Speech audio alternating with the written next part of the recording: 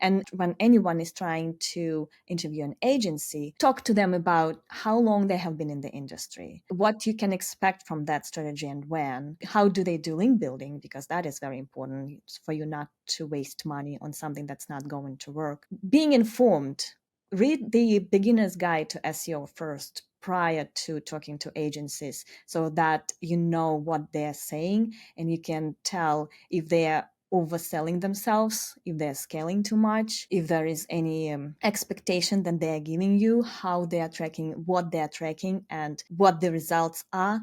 Just be a little bit informed in the SEO prior to hiring anyone.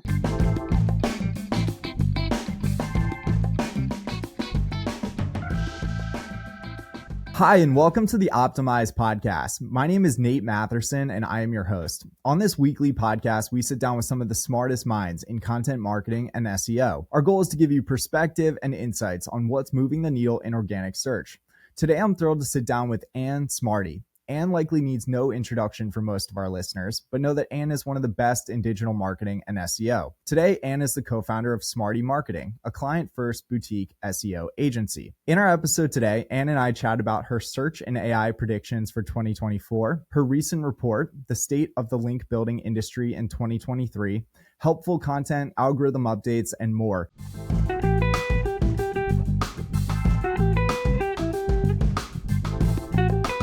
This week's episode of the Optimize podcast is brought to you by Positional. My name's Nate, and I'm one of the co-founders of Positional. We've been working on Positional for about 10 months, and we've built a handful of what I think are pretty awesome tools, including we've launched Content Analytics. Content Analytics is kind of like a heat mapping tool, but for a content marketing and SEO team. We provide really granular insights into where users are dropping off within your pages, and we've actually just launched a couple of new capabilities too. We've launched click mapping and click tracking to give you better insights into where your users are clicking and converting. And we've also launched a more general heat mapping view too, alongside our read maps. We'd love for you to check out our entire tool set at positional.com. Anne, thank you so much for coming on the Optimize podcast. Thank you so much for having me. I've been following you on LinkedIn and Twitter for a number of years. And for all of our listeners, you should absolutely go and follow Anne on all of those platforms after you listen to this episode. And so I'm really excited to chat with you today. And the first question I ask all of our guests is, how did you get into the world of content marketing and SEO? Like most of your guests, I think that was by accident. I was still in college. I was looking for a part-time job. I was hired as a customer service for a small e-commerce site whose customer base was the United States. So they wanted someone who could speak English. That was back in Ukraine, by the way. This is where I moved from. And just like that, I was promoted to their marketing side of things. Then I became the head of their marketing. I was involved in SEO, link building for that website, and the rest is history. I started my blog. Actually, my boss at that time called me in and said, "Hey, I want you to be like Rand Fishkin or Jim Boykin." And I know that 2023 was a fairly volatile year in organic search. Looking back at the year that was, what do you make of all of the recent algorithm updates and the changes that happened in organic search? Like most of us in SEO, we are still keeping track of those updates. But the reality is that you just need a great website because there is no clear way to recover if you've been hit. So you just need to fix everything you have, regardless of the update. Some of them do require an action like helpful content. You do need to do something to recover. Some of them do not, like core algorithm updates. You can go up and down with every update doing nothing. But if you have been hit, that's a good signal that there is something to fix on your site. And that's the overall quality of your content, the change of how things work, usability, all of that should be evaluated and somehow fixed regardless of the update. Yeah, the older I've gotten, the more I've just tried to kind of do what Google says, which is like create, great content for searchers and don't necessarily worry about us. And I saw your recent tweet where you mentioned that Google figured out a long time ago what was missing from search, and that you went on to say that likely is unique content with firsthand experiences. And I know you mentioned just recently, like if you had been impacted by the helpful content update, you might need to make some changes. And so for all of our listeners that were impacted, what would you tell them in terms of actually improving the content on their websites? There is a good quote, I think that was John Mueller, who said, just adding one thing to your content doesn't make it helpful. It's the whole change, looking at your whole content strategy and changing things a lot, like actually changing what you're doing. My first step, I always suggest looking at the URLs that did gain what you have lost and trying to reverse engineer what in Google eyes is particularly helpful about that content. Is that some summary takeaways? Is that the downloadable asset that makes things easier for the reader? Is that a different angle that they are tackling with their content? Is there social proof or anything like that? So just looking at those higher ranking URLs will give you quite a few ideas of what Google is looking for, because it is different from query to query, from topic to topic, from industry to industry. There is no one way to create helpful content. You need to try and find those unique things that Google is looking for and implement them in your content strategy. We had a recent guest on, Mike Haney from Levels, and he said that his perspective on this is for each piece of content they create, like, what is your article adding to the internet? Like, are you saying something new? Are you delivering some unique value that, doesn't already exist? How important do you think it is to actually add something new or unique to your pages that maybe like the top SERPs don't have? This is fundamental, I would say. And I know that there are many people who would say, hey, everything is written by now, everything is covered by now, how can you add anything unique? But there is always a way. Is that a new way of looking at data? Is that a new way to visualize it or laid out for the reader? Is there any way to try and find new angles about this topic? Or is this a way to add your unique expertise or firsthand experience to that article? There's always something new you can add. And usually that starts with who creates content, because that unique combination of your experience with the topic and the topic that everyone already wrote about, when you combine that, there is always something unique coming out of that. Can those firsthand experiences be from other experts? And I'll give you an example. Like with our blog, say, for example, we just published an article about guest blogging. And what we've tried to do is pull in like excerpts from this podcast into that post to like showcase some of our guests' recent thoughts on guest posting. Would you say that that's like an acceptable approach in terms of adding like first person experiences, even if they are not your own necessarily? Absolutely. I know that one of the best ways to find unique expertise is to ask actual experts and ask them for the quote. For example, the only thing is that there are too many roundups of experts talking on a singular topic, but these are not easy to read because they're not structured way. There's just a list of quotes from experts.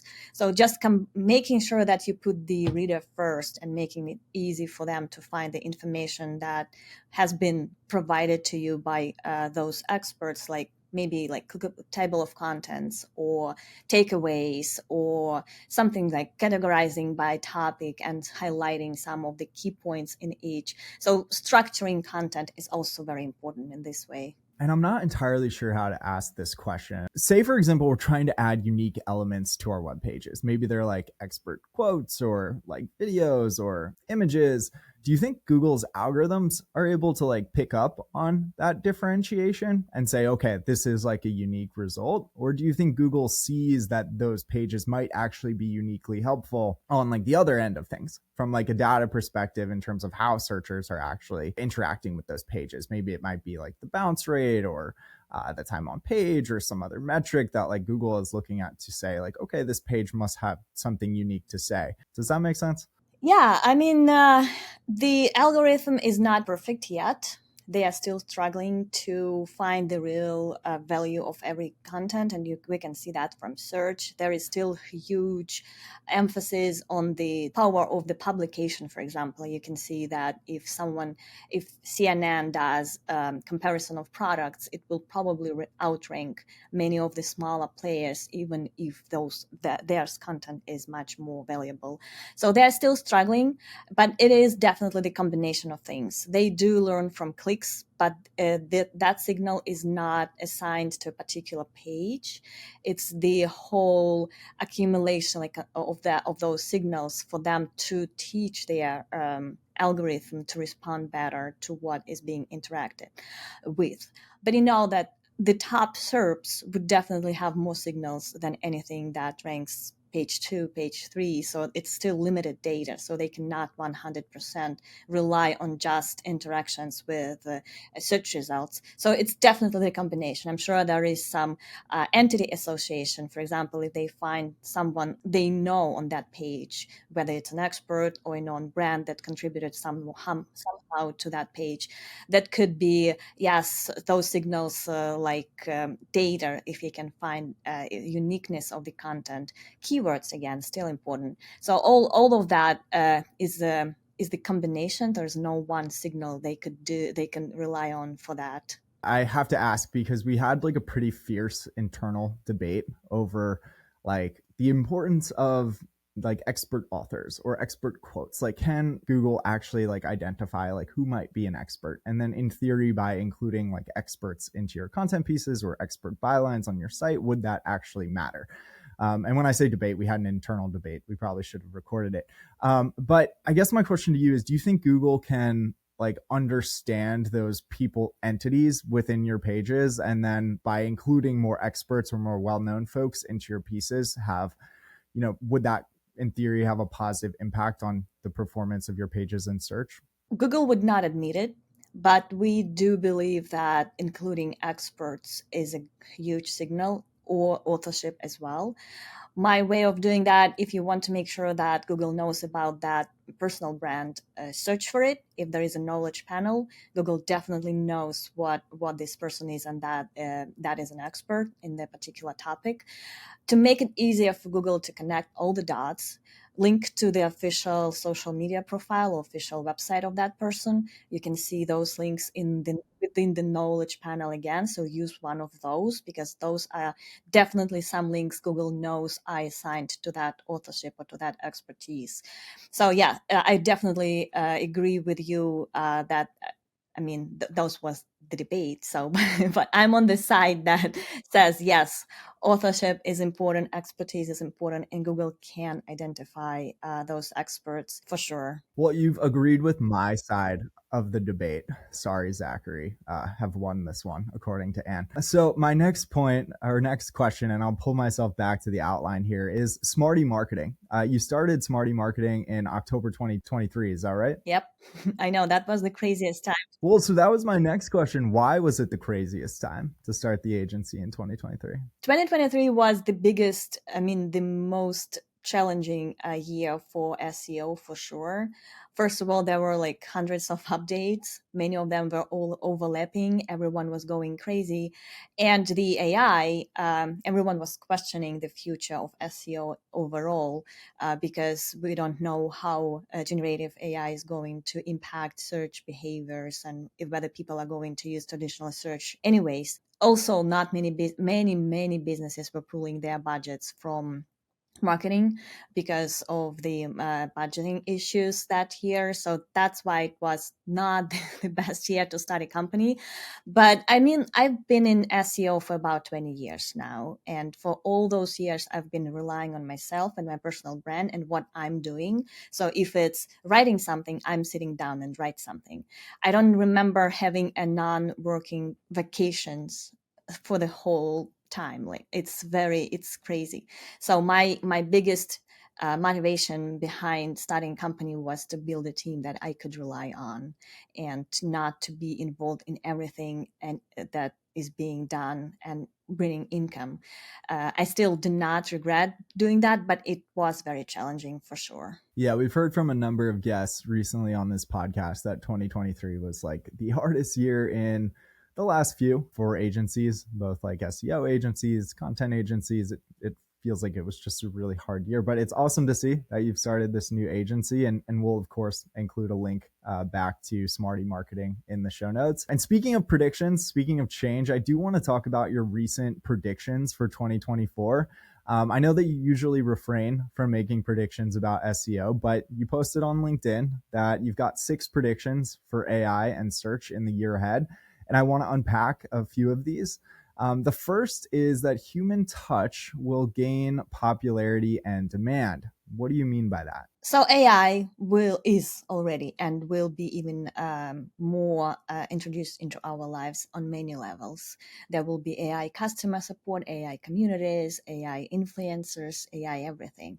And from COVID, there is one huge takeaway from all those COVID lockdowns when we could not meet in person other people, was that human still want to be with human beings. It's we could not be happy with all those virtual rooms, with all those 3D productions of museums or whatnot. We do need people.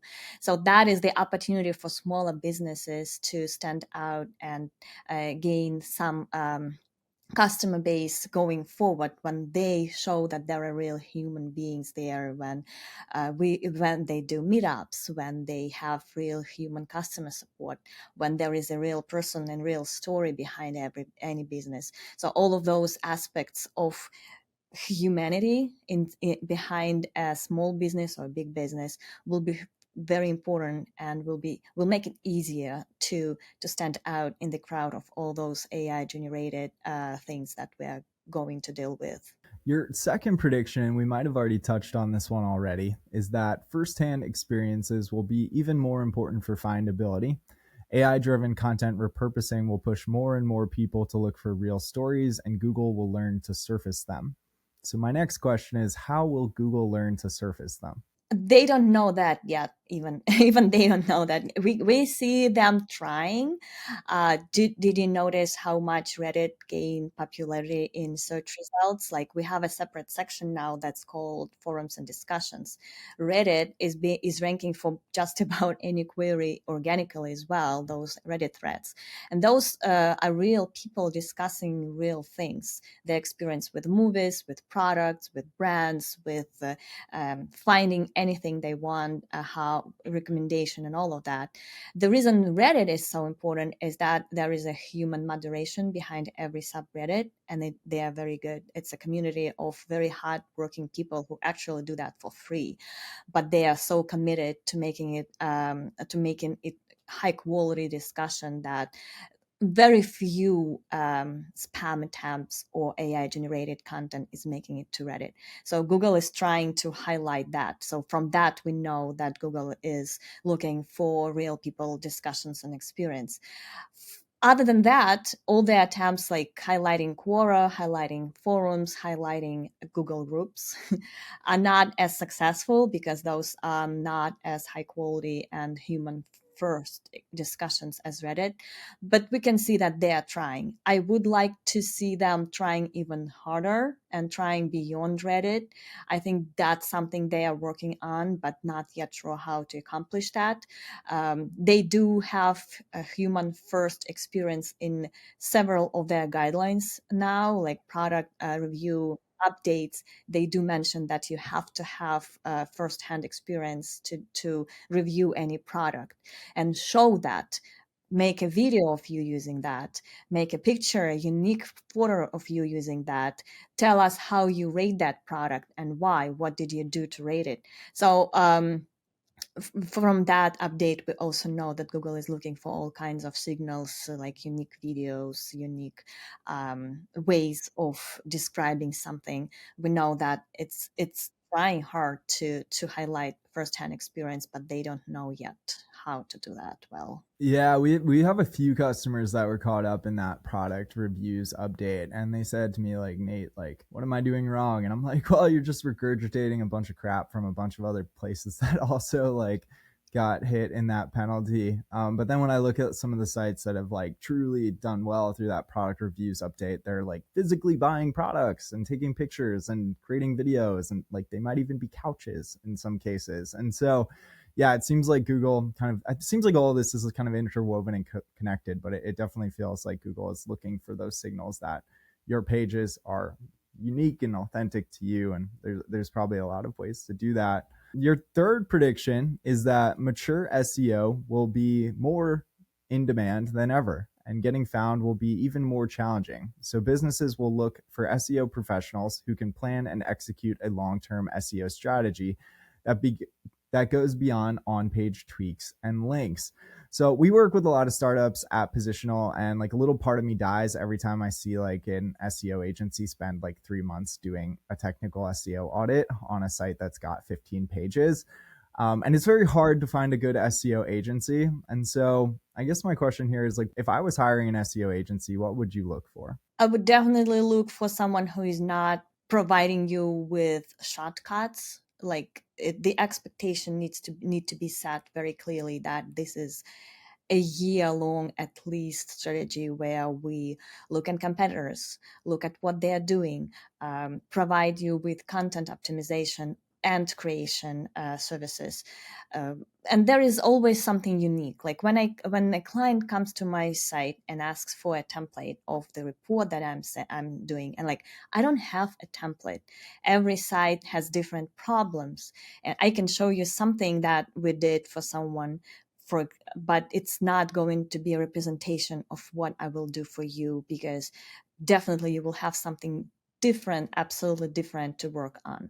So all those, the unique approach is very unique, is very important these days, because SEO has been scaled for so many years. Like the client comes in and it gets the package of services everyone else is getting, regardless of what their problems are, what updates they were going through and suffering from, and all of that. So my reply is here. It is challenging. The entry in the SEO industry is too easy. Everyone can call themselves SEO without even realizing what it is.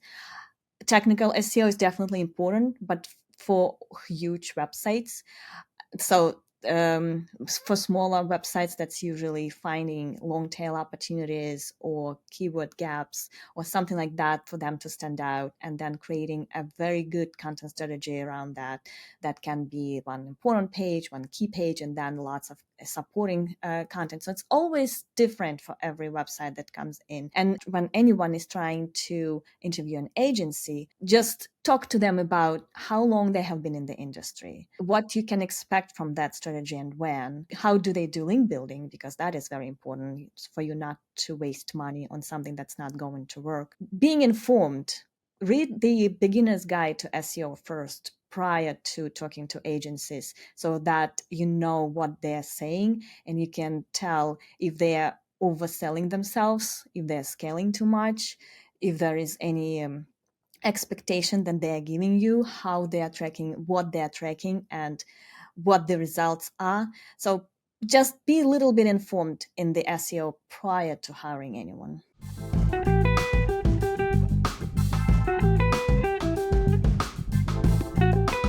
We're about halfway into this episode of the Optimized podcast, and I just want to bring you a special note from one of our sponsors, that being Positional. If you're anything like me, you probably love internal linking, but you probably don't do enough of it. And it probably takes a ton of time to find missing internal links throughout your old pieces of content and then internally link the new pieces you create. And that's why we built internals. We'd love for you to check out our internal linking toolset at positional.com. And that was a word from our sponsors. Now back to this episode. I think that's a great point. And I always encourage, especially earlier stage startups, to at least try it yourself for a couple months, just so you'll be better prepared to actually hire someone to do this work for you. So many businesses are so ill-informed. They are such an easy target to all those spam emails saying, hey, I can put you in this 100 blogs about your product. I can put links there, and so many businesses just buy that because they have no idea. This is just sad. I always say read a little bit about SEO and try to get a little bit better in it. It's not rocket science, definitely. You can read a beginner's guide and have a very good understanding of what's going on and what you're paying for. Yeah, I actually think SEO has gotten a lot simpler over the years. I've been doing SEO for about 10 years. Would you say that like SEO has maybe gotten a little bit simpler in the last 20 years that you've been working in the space, or is it as complex as it was 20 years ago? I have never been at technical SEO for sure. If there is any technical work that needs to be done on the site, I usually hire a developer or use mine because I have a full time developer for that. With the content strategy, I have mixed feelings here. When I started 20 years ago, it was much more fun. It was like Wild West. You could buy a link from PR8 and see your rankings go up like within 2 weeks. So the correlation was crazily predictable. These days, it's easier to do, but it is much harder to monitor, to track the results. To put any correlations what I did wrong on what I did right is very hard to predict now or find any correlations. So I have a mixed feeling here when responding to this. Well, I definitely agree with you there. Even in my time in the last 10 years, it's been a lot harder to understand the work that we do and the impact that it has, or like you say, correlate it to like a movement for a specific keyword or performance for a specific page. And I do want to talk a lot about link building. And I know that you recently put out that report, the state of the link building industry in 2023. And I know that you spend a lot of time thinking about link building. How important are backlinks heading into 2024? They are very important, not even as the direct signal, but links are much more than just direct signals like page authority or what they're called, what it is called these days. Links contribute much more. They do entity associations. If you get a link next to a very well-known competitor or brand in your industry, this is co-citation link building that makes sure that Google understands these two brands are related. They do authority building for the brand or person associated with that site. If you read the news publishing guidelines, there is an explanation that if your news is associated with a publisher that's with a higher topic authority, it will rank better. So there is that signal too, and it is built by links. And yes, as direct signal sending the vote to the link page, it is also very important, but it is again very hard to say these days which links did contribute to that power, how much link equity was sent to the link page. It is very hard to tell these days, but that's why many people say link building is dead, because they build links from some pages that passed no equity at all. So a good link is still key, but the majority of those links that are being built these days just do nothing for rankings. So it sounds like a good link, and you can correct me if I'm wrong, is one that you get from a relevant page, hopefully like an authoritative source, but maybe it doesn't necessarily need to be one as long as that page is just very relevant. It sounds like having your link placed in a area of the internet of, some amount of association to your industry or your competitors might be important. What else do you look for in terms of like a link being a good link to acquire? Well, links that send traffic, clicks, links that are not clicked are useless, and I'm sure Google understands that as well. And also, the most important thing is that you had no influence on how that link looks or which part of the page it is placed on. So purely editorial links, if the majority of those that you get you had no impact on, I mean, paid links still work, and let's face it, they do. We don't know exactly which of those paid links worked. That's why paying for links is mostly a waste of money, but they do. So sometimes when there is like the page you described, if there is a way to pay for a link there, sometimes it is okay. I don't do that, but some clients do, and I'm like, I don't recommend that, but it's your site. But if you had no zero impact on that link, that's the best link. and clicks, links that are getting clicks. So to reverse the question, what would be like an unhelpful link, or what would be the characteristics of a link that just wouldn't add too much value to your site? I would not get a link from any people that say, hey, I have a list of links of blogs or websites. Which links would you get? Even if those sites have high traffic, a lot of backlinks, even if they are relevant, I would never do, if it's paid link or link exchange, I would refrain from that. And the reason is because it's a bad neighborhood.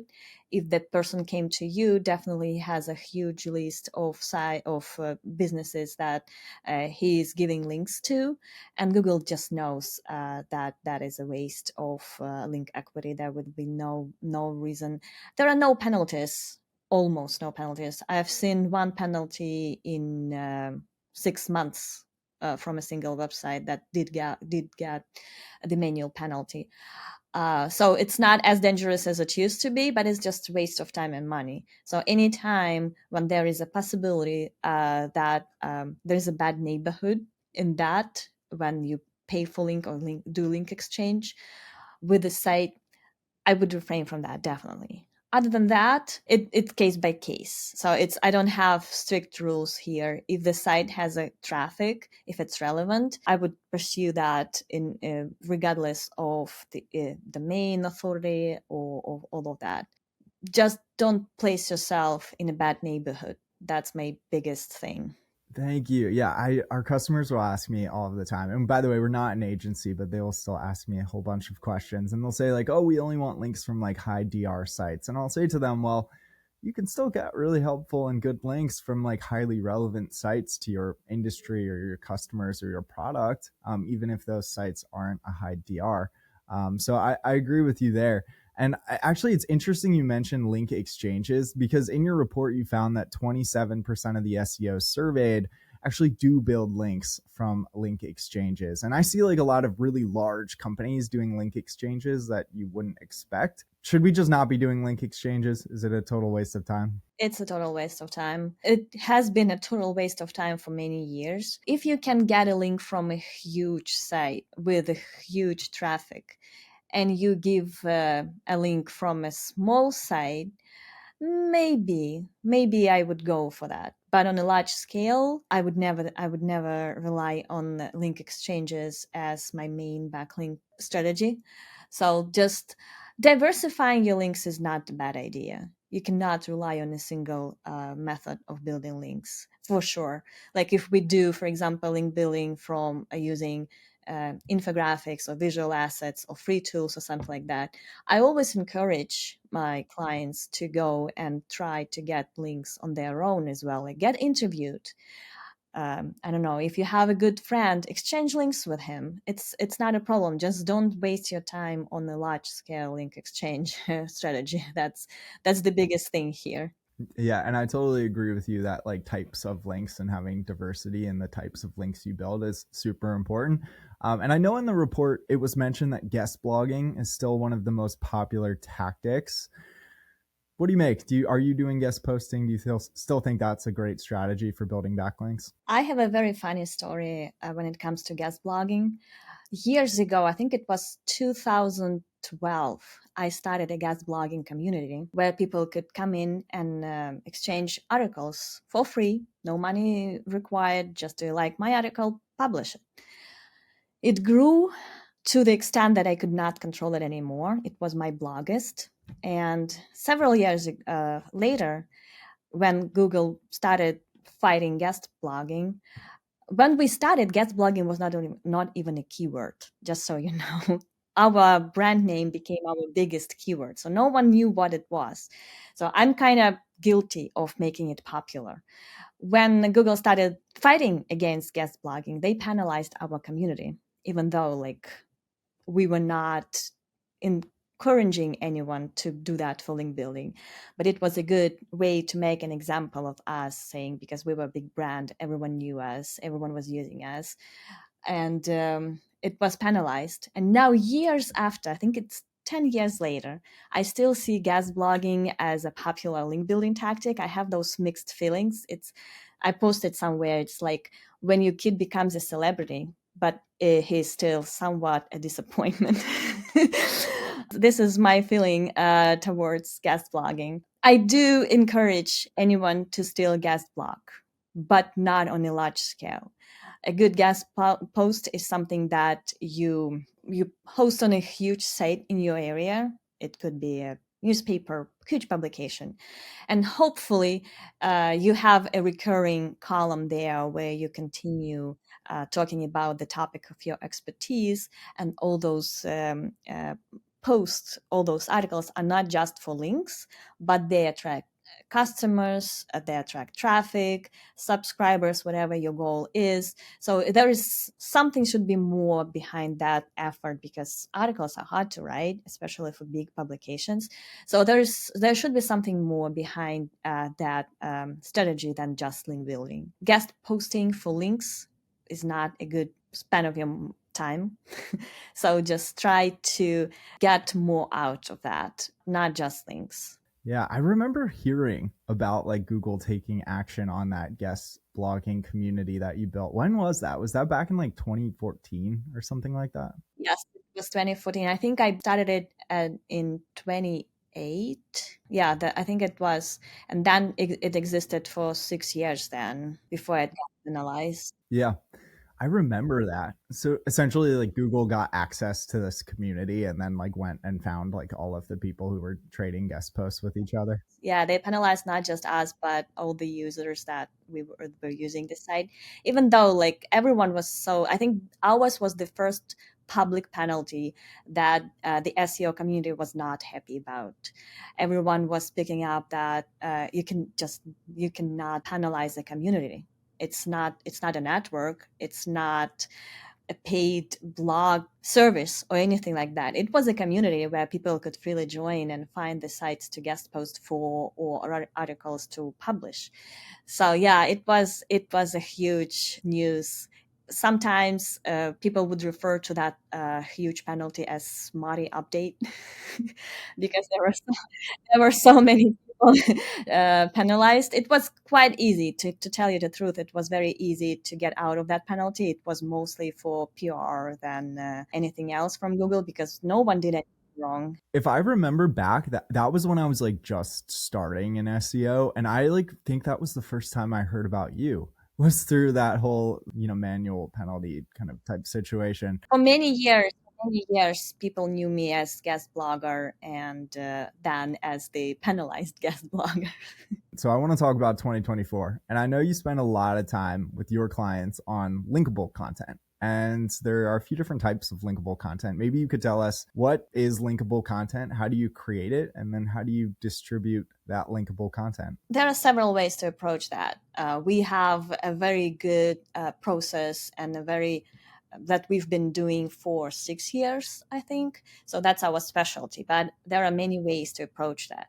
What we do is we find or create or collect data on the topic of our clients, like any statistics that you can think of.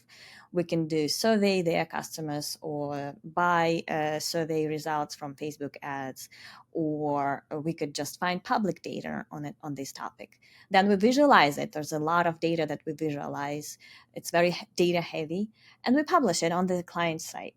So when it's published, we go to Reddit and we do manual outreach to journalists and reporters on that topic. And most of them go viral, some of them do not. But the key is here that we try to find a topic that could rank. There is a search volume behind that keyword. And once that asset is ranking in top 5, it gets links on a regular basis without us doing anything for that anymore. So that's the process. So it's like long-term linkable asset that gets links from Google, because many reporters and journalists and bloggers, they are all using Google to find statistics, to find data about anything. And because ours is very well visualized, it's attracting links, and people are also using the image on their site, in their articles as well. So that's our process. There may be many more ways to approach that, but it is effective because it's long term. So in a year, usually within a year of publication, this is one of the biggest traffic page of our client site, because of that rankings and those backlinks as well. I love that you're aligning the data or the linkable asset to like a keyword that you also want the client to rank for. I don't think that's something I've done a great job of in my career. I've done a lot of like data driven studies and reports, and they were always like topically related to the keywords that I was trying to rank for, but I was never actually trying to rank my reports or studies or data in search for an intended keyword. But like you said, if you can, then it'll just lead to like natural link accumulation over time, which is amazing. And it always surprises me. I know you mentioned free data that's just out there on the internet. There are so many sources of information of free data out there, from like the US Census Bureau, like the FBI's crime database. Like there are so many of them. And so I always encourage companies to like look out for like what's free already out there on the internet that you could just kind of repurpose and package into an easier to understand graphic. When a client comes in, we usually start with something that's available out there because it's just easier. Collection data does take some time, but we usually do recurring, like every month, every 2 months, every 3 months, those infographics and visualizations. So it's usually a mix. Sometimes we use unique data provided by the client. Sometimes we go and collect data ourselves. And sometimes we use public data. Like you said, there is a lot to create, and usually if you do that right, and we've been doing that for many years, so now we have a better idea of what goes hot on Reddit, and that's the great place to find those link amplifiers. Like lots of bloggers and journalists and even small site owners use Reddit to find inspiration for content, and that's also a great way to collect those initial links that then will help that infographic to rank in Google. Yeah, well, you've got some great graphics on the report that you've published on link building that we will include a link to in the show notes. So you've built at least one link today. And yeah, just as a personal like favorite kind of anecdotal story, we used to do a lot of data driven content. And like one of my personal favorites each year was like our lottery tickets survey. So like in the United States, like people buy scratcher tickets and lottery tickets, and each year like the states will release like data on how much their constituents spend on lottery tickets. And so each year we would do a report on like how much do people in New Jersey spend on lottery tickets. And then anytime like the Powerball or Mega Millions got to like a big number, like 500 million or a billion, journalists were constantly going back to those reports that we created and pulling that data into them to say like, hey, this is how much people spend on lottery tickets. That is a great story. I wish I could share some of our stories, but those usually are clients. But yeah, sometimes you get to a topic and then you realize that there's a recurring opportunity for that to do more and more and get known by providing those reports. That's always a great strategy. Yeah, absolutely. You can start to build a relationship with those journalists over time. And you can start to listen to them too. Like if they have ideas for like data that they need or haven't seen before. I've always loved creating that data for them because it then kind of guarantees that someone at least is going to link to me. Yeah, a quick tip: if you want to create a linkable asset now, AI is the topic that every journalist is up for. Like it's so easy to promote; it's unbelievable. So if there's any connection between your industry and AI, you can survey business owners, your peers, on how they're using AI and launch that report. It goes like crazy everywhere. So that's a quick tip for you. I imagine at least half of our listeners have some sort of AI component to their businesses. So super helpful and super tactical. And I do want to get more tactical. You mentioned topical authority is the most powerful ranking signal on your website. Could you just like quickly explain what topical authority is? And then as a second follow up, how important are backlinks when it comes to building topical authority? The explanation is very easy. When you are known as an expert in something, it could be a broad topic or it could be an angle in your industry, like narrow expertise as well. For example, I once was known as a guest blogger. I was a guest blogging expert.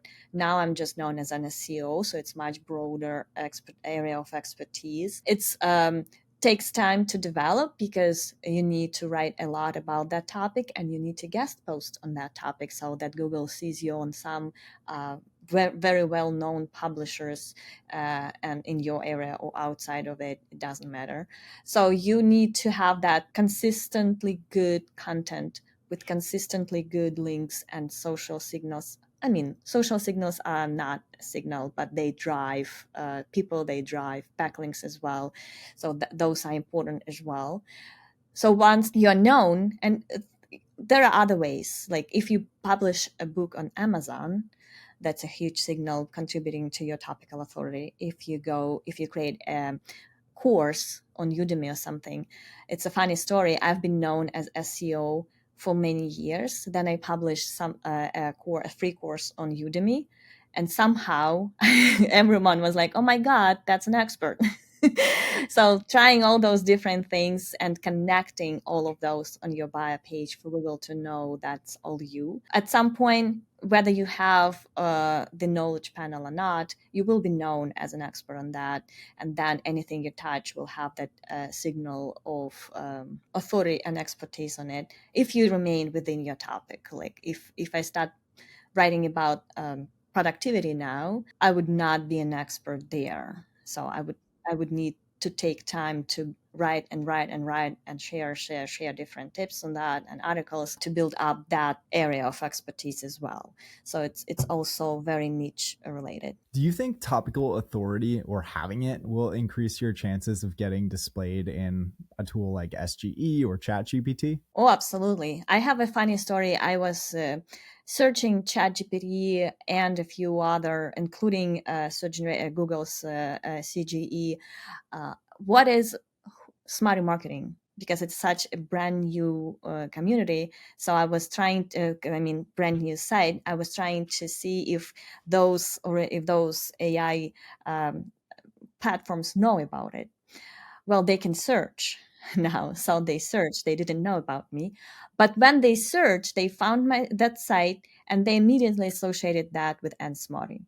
So when I searched for that site, and then they said it's a boutique marketing agency, blah blah blah, and then co-founded by Smarty, and the whole rest of the explanation was about me. That's what they know, so they didn't have to search for that. So having those associations with someone that is in knowledge base, or whether it's Google or OpenAI or Bing, so having that association with the brand is so powerful, because suddenly it's all bragging about my expertise. It's talking about why it is trustworthy what they're doing. So it's absolutely different handling of the topic when they can find those branded associations. That's why becoming an expert and known expert is so important. If you have a founder, co-founder, or like writer for your site that is known to Google, to OpenAI, there's a much higher chance that you will get recommended by those platforms when people searching for something like SEO agency or something like that. And I have just one more question before we get to the lightning round. I saw a recent tweet of yours where you Googled Spirit Halloween reviews, and you noticed that Google's SGE placement was actually fairly negative about Spirit. This is the Halloween costume store. And you mentioned that brands, they might be losing control of their branded search unless they start acting now. What do they need to do? Well, the reputation management strategy remains the same. You want more reviews preferably from people who liked you. You need, and not just in Google, it's like everywhere. Yelp, if you're in a services-based company, that could be different sites as well. So you need more reviews on many sites. That's the first step to any reputation management strategy. You need those reviews. And the next step, you need to control more of your branded search results, so that when Google's search generative experience snapshots are just summaries of those results. So you need to give them food so that they can summarize not negative reviews, but they would go to your social media profiles, to your sites, to pages that talk positively about you. So you need to rank them higher. You need to make sure that you control more and more of those top results, and not just for your brand name, but for all those queries that come up in auto suggest results. Most of them would be reviews, deals, is it legit, coupons, all of that. So controlling as much of that as possible will make sure that the summaries of those results will come out positive and will mention you in a positive light. Heck yeah. And if it's okay with you, I've got just a few questions in the lightning round. Does that sound good? Sure. The disavow file, should we be using it, or is it just totally pointless in 2024? I haven't been using it much anyways for the couple years now. I mean, maybe for a year. But yeah, my prediction for 2024 is that it is going away. Google has learned to understand links much better now, what to put in their link graph, what to ignore. They don't even use no follow now as they used to. It's not a directive anymore. So that's how good they are now. They don't need those signals from us saying, hey, this is a bad link, this is a good link. So yeah, I would not waste your time unless you get a manual penalty, which is very, very rare. If you were penalized, then you probably need to look at that file as a last resort. I mean, what else can you do? Yeah. Can no follow links be valuable? Yes, absolutely. I don't care about these days. I don't care about whether the link is no follow. Google did say they are not using it as a directive anymore. It's more of a hint. They can follow or no follow that link based on what they think about that link and based where it is placed. So now I don't care. Anytime I get a link from a good site, like if I'm guest posting, for example, for a huge site, but they no follow all external links, I don't care. I would still spend a lot of time writing that article and pursuing that opportunity. Haros, is that still a good link building method? I think it was sold to someone. I haven't been using it a lot lately. It takes time. We usually focus on direct outreach to bloggers and reporters. If you want to get a feel of what is being in demand in your industry or topic, I would encourage anyone to register there and try it. But it hasn't been effective for me for many years now. And I think I've heard that it was sold to someone and it became even less effective. Smarty marketing. What can you do for your clients and for the listeners of this podcast? We can fix your SEO. Like I said, anytime a client comes in, it's a special flower.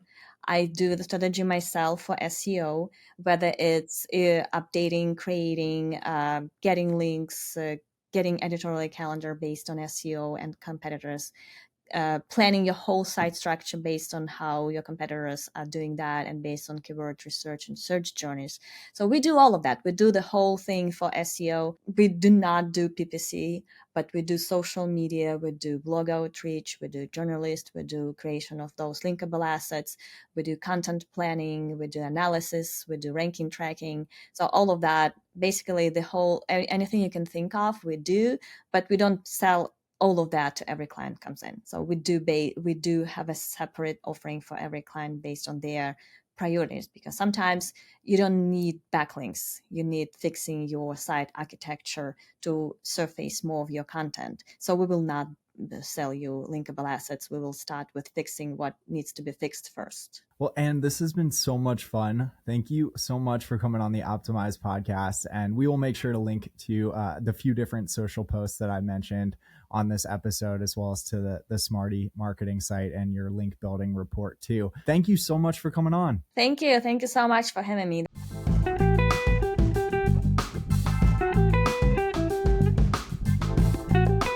This week's episode of the Optimize podcast is brought to you by Positional. You probably know by now that my name is Nate, and I'm one of the co-founders of Positional. And we've built what I think is a pretty awesome tool set for content marketing and SEO teams. We've got a few features you'd expect, like tools for keyword research and keyword tracking, but we've also got a few tools that you've maybe never seen before. For example, internals for internal linking and content analytics, which is kind of like a heat mapping tool, but for a content team. It helps give you insight into where in your pages you might want to come back and improve.